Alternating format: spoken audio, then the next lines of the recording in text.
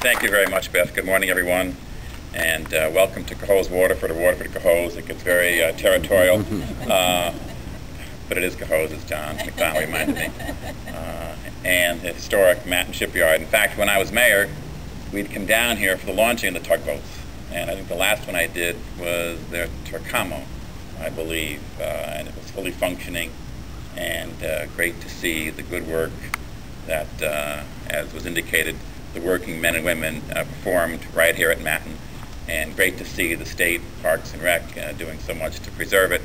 Has a little bit of history right here in Cohoes, Waterford. And I want to commend all involved with this voyage and the Day Peckinpaugh ship restoration.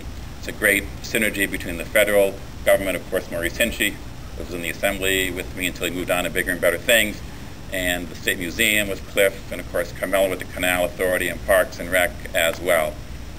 Not letting us forget the rich history that is right here, right in our backyard, literally, and the need to further educate all New Yorkers and Americans the true treasure that we have right here. And I was pleased with Jack McEnany and Bob Riley, my colleagues in the Assembly, to assist with federal stimulus money to help restore the Day Peckinpaugh. $3 million, I believe, was the figure. And we may be able to do more with some capital funds to help out as well, because the ship, it's funny, but money always gets the applause line. You know, I don't know how that works. But we know that the vision for the Day Peckinpaugh does not end today, and that we hope and know that this will be, in a sense, a floating classroom, not only for this journey that begins, but for other things that could happen and take place right on that wonderful ship that is behind us. So welcome all. This is good news, and we'll do even more. Thank you very much. Sometimes it's difficult being a politician, but today makes it all worthwhile, and this is certainly a wonderful day. 3 or 4 brief years ago, Tom Grasso and some other people looked at an about-to-be scrapped old boat and had a vision. And that vision is what we see today. They were courageous or crazy enough to realize a dream. And our first and most profound thanks goes to them. Many other people followed in their footsteps to help this become a reality, and we thank them also. That was possible because, simply put, the Peckinpaugh is a great idea. The Peckinpaugh has brought us together. She will now travel in every direction on the Champlain, the Hudson, the Erie, coalescing our history, supporting and promoting our historical sites and our cultural institutions, and bringing us together. She is everyone's boat, and we can be very proud of her, and we can be proud of ourselves.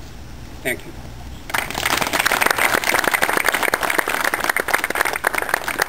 Vision that they brought to fruition. The comments that Beth was reading originally really told the story, individually of a ship, individually of individuals who were working class Americans that really created this whole Erie Canal corridor and this great Empire State and beyond, because the Erie Canal opened up our young nation to the Great Lakes, opened them up to the heartland, and it was not all that far after the purchase of Louisiana that vision became a reality. It made a big difference. It made New York City the major port of entry instead of perhaps New Orleans. So the history of the canal is an extraordinary history, but it's also a history of individuals and of families and of great dreams and visions. We human beings may learn a lot from the printed page, but we are also individuals who use all our senses.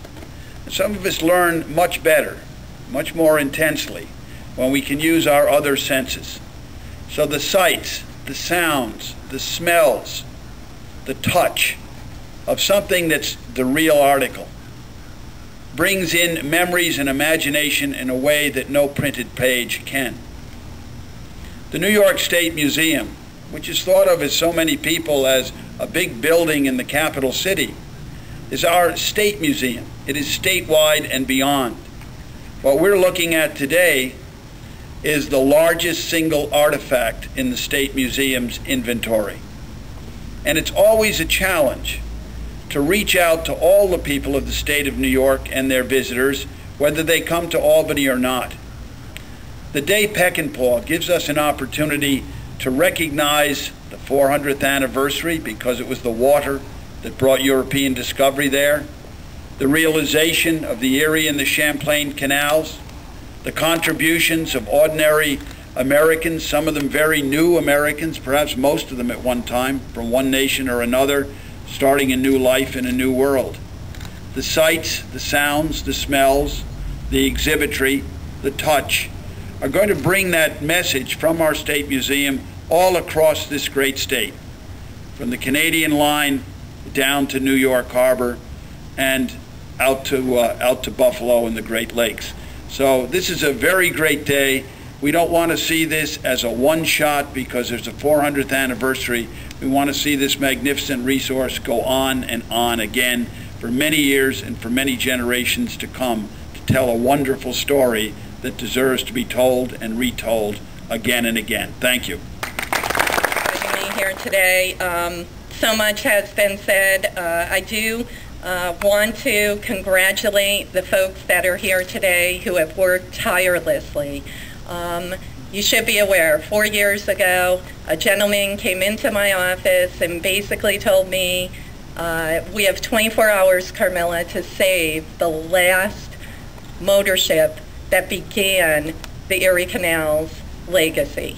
And that man was John Callahan, and we stuck our neck out in a 24-hour period with Tom Grasso, the Canal Society, the Heritage Corridor, the museum, Craig Williams. We put our heads together and said, how can we get this ship from Pennsylvania through the lakes to our canal system and down to Waterford? And John Callahan was the guy who came into my office and raised that idea. Thank you, John. Possible things and do them with regularity. I think we have to reach higher. I think we have to dream bigger. And I think this project is a means to that end. And I'm very, very privileged to play whatever role I am able to play in that effort. So I thank all of those people that have made this day a possibility. And I look forward to what I think is going to be an extraordinarily positive, productive, and successful program aboard the Day Peckinpaugh. I have only one more word to say, and that's underway. And thank you very much.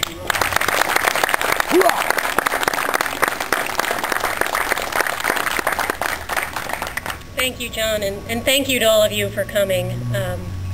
I think it's a great sign. The rain has finally stopped. It's a good omen. We're going to have a great voyage. We hope to see you here this weekend and up and down the Champlain and Hudson River over the coming months. Thanks again.